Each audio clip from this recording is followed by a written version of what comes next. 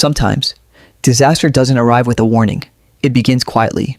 A few dark clouds, a steady rainfall, and then, within a matter of hours, an entire city finds itself fighting for survival. This is the story of one of Ghana's most devastating flood disasters. We first start off this journey on recounting how these floods have devastated most parts of the Greater Accra Region, and this from the Kwame Nkrumah Interchange. On 3 people have reportedly died and hundreds displaced after hours of torrential rainfall triggered severe flooding across parts of the Greater Accra Region. Submerged homes, businesses destroyed. We visited the Kwame Nkrumah Interchange, parts of Alajo as well, and this is what we found out earlier today. Take a look. It's another day of disaster. Accra is flooded. Hours of heavy rainfall left several parts of the capital saturated, forcing gutters, drains and other water channels to overflow, submerging communities and disrupting lives. Several areas have come underwater. Communities that had not experienced flooding for more than 2 decades were hit, with Alajo emerging as one of the worst affected areas. The last time the community witnessed a flood of this magnitude was in 1997 under the late Flight Lieutenant Jerry John Rawlings. The situation improved after former President John Ajay Kufuor constructed the Odawna drain, stretching from Achimota to Accra. But after more than 2 decades, Alajo is back in the news, this time facing one of its worst flooding disasters. Homes, mechanic shops, retail outlets, churches and hospitality facilities were flooded, leaving several residents trapped on rooftops and vehicles. Properties were destroyed while several vehicles were submerged. Residents who responded to early warning signs moved to higher grounds. However, 2 fatalities were recorded. Communal rescue teams moved in, wading through the floodwaters to rescue residents and move them to safety. Some residents were left shocked by the scale of destruction. For many residents, this wasn't simply another flood. It was a painful reminder of disasters they believed were part of the past. Entire families climbed onto rooftops. Vehicles disappeared beneath the water. Businesses that took years to build were destroyed within hours. Destruction.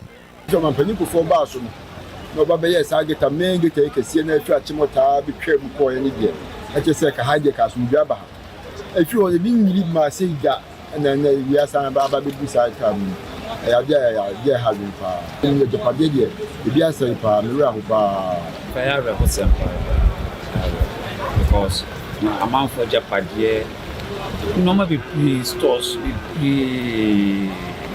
in a actual amount for yes, let's say the impact extended to car price, where hotels, homes, chapels and motorcycle shops were flooded. Here, the 4-lane dual carriage road was completely submerged, bringing vehicular movement to a halt. Commuters who were stranded midway through their journeys abandoned vehicles and continued on foot. But due to the strong currents, communal rescue teams had to intervene. More than 200 people were rescued.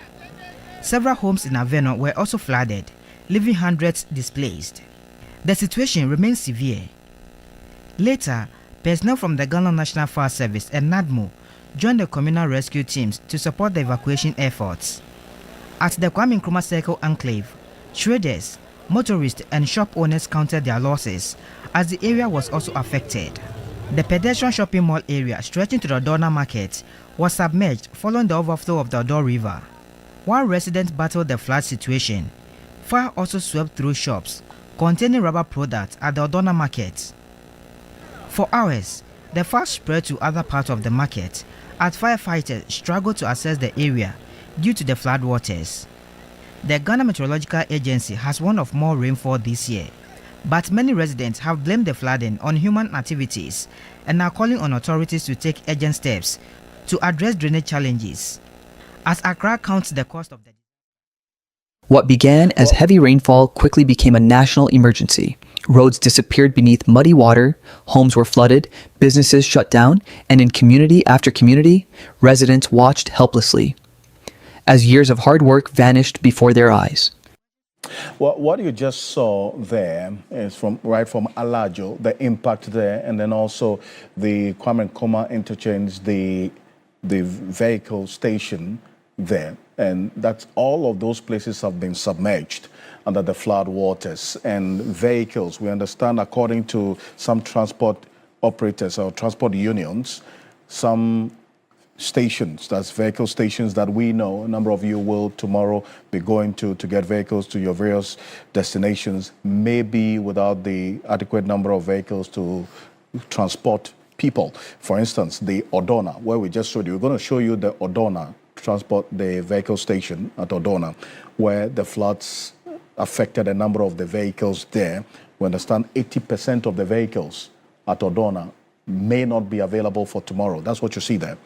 A number of the vehicles affected by the floods earlier today, 80% may not be available. We also understand that Malam, for instance, will have 90% of the vehicles at the Malam station will not be available because of the floods that affected them. Also, Kaneshie, 40% of the vehicles may not be available for commuters. So that's how troubling this particular situation is as we speak, and it's not looking good at all. And thankfully, we have joining us in the studio and also on Zoom to have a conversation on this development. Dr. Ignatius Kweku Williams is Deputy Director General Operations at the Ghana Meteorological Agency. Also, Alhaj Mohammed, Engineer Mohammed Abdullahi is also joining us. He is an engineer. Also joining us in the studio is ADO 2 Alex Kinate, ADO 1 Alex Kinate. He is with the Ghana National Fire Service Public Relations Department. This gentleman, good evening. Thank you for joining us. First off, let me welcome those on Zoom.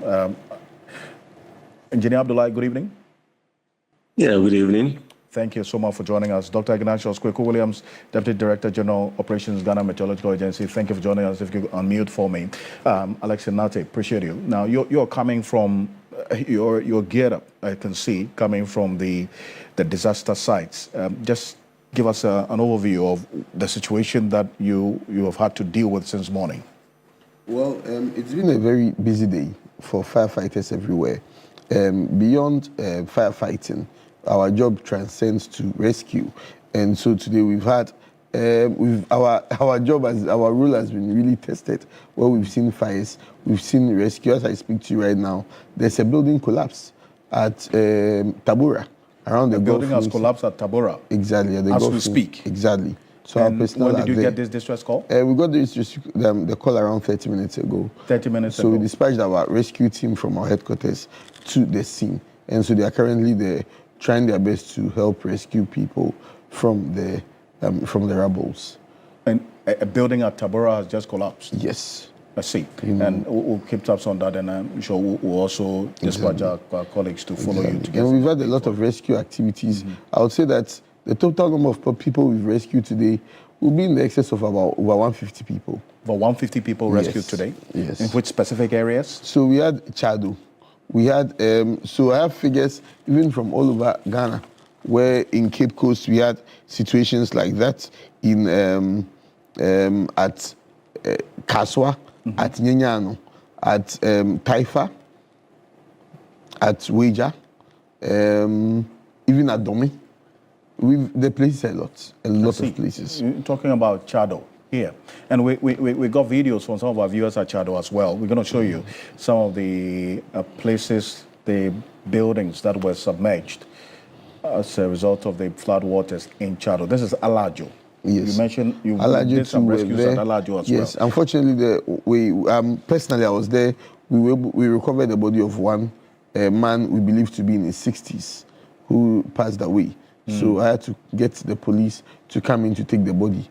There was also other death tolls that I can confirm would be in the numbers of about 12 people. 12 people? 12 people. So the breakdown is that I've confirmed that 2 people, a mother and the husband, at Tema New Town. A mother and the husband at Tema New Town unfortunately lost their life. The one at Alajo, There was an electrocution also at Alajo.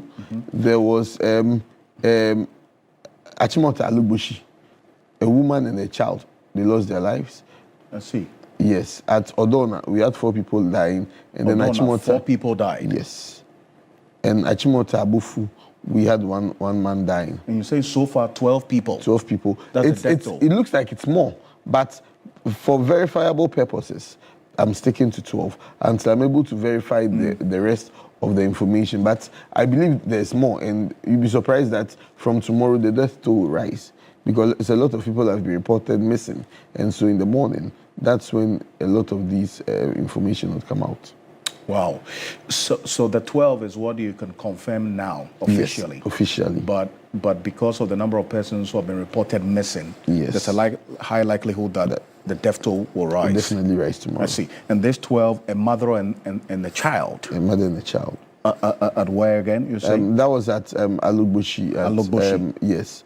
At Achimota New Plan area. And this Odawna area, 4 people you say died? So Odawna, 4 people died. 3 men, 1 lady. 3 male, 1 female. Yes.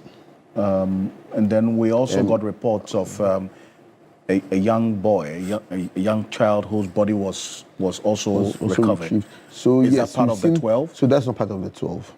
So that's not part of the 12. I'm here to know exactly where that happened, and maybe with the police station that handled it. So once I get those information, then officially I can add it to it. Even though I've seen the videos, for all you know, it could be an old video, just to be on the safer side. Sure. Professionally, I would want to be able to get verifiable evidence before we put it out there. But in the process of the rescue, what did you discover could have possibly led to this extent of flooding and the destruction that we saw today?